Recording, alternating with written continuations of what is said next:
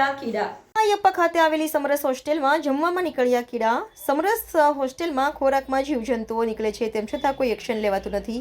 હોસ્ટેલના વિદ્યાર્થીને જમવા બેઠા તે સમયે જ કીડો નીકળતા વિદ્યાર્થીઓ ગભરાઈ ગયા। વિદ્યાર્થીઓને જમવાનો બહિષ્કાર કરી વિરોધ પ્રદર્શન કરવા હોસ્ટેલમાં એકત્ર થયા। नहीं किसी से भीख मांगते, हम हमारा हक मांगते, नहीं किसी से भीख मांगते।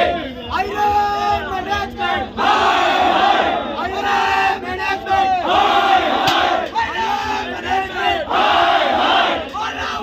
बोलाओ अली साहब ने बोलाओ, हम हमारा हक मांगते, नहीं किसी से भीख मांगते, हम हमारा हक मांगते, नहीं किसी से भीख मांगते। बोलाओ सर सौ प्रथम जो बात करवा तो 400 થી 500 સ્ટુડન્ટનું અહીંયા આપણું એડમિશન હોય છે, પણ વાત જો કરવા તો મેરિટ બેઝ એડમિશન તો થાય જ છે બધાનું। કોઈ સ્ટુડન્ટ અહીંયા એવી રીતે ગેરકાયદેસર પણ આવતું નથી।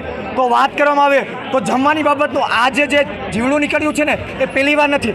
આની પહેલાં પણ છોકરાઓ હરેક વખતે કંઈક ને કંઈક પ્રોબ્લેમનો સામનો કરે છે। પાણીવાળું ખાવાનું આપે છે, ક્વોલિટીનું નથી હાઇજેનિક ખાવાનું।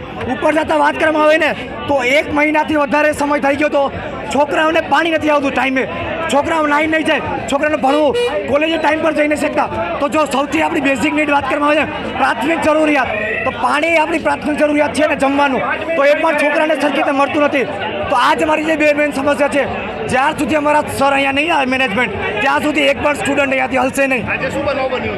આજના બનાવની વાત કરવામાં આવે તો આજે જ્યારે વિદ્યાર્થી જમવા બેઠો હતો, જેવું જેણે ખાવાનું સ્ટાર્ટ કર્યું તો એણે જોયું કે તેમાં 2 જીવડાઓ છે। તો આ છે મેનેજમેન્ટ આમનું।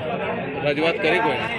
રજૂઆતની સર વાત કરવામાં આવે તો આની પહેલાં વારંવાર મેં વર્બલી સરને ઘણીવાર વાત કરેલી છે, પણ એક જ ને એક વસ્તુ સર કેટલી વાર રિપીટ કરવી। તો આજે છેલ્લે અમારે આ પગલું લેવું પડ્યું છે।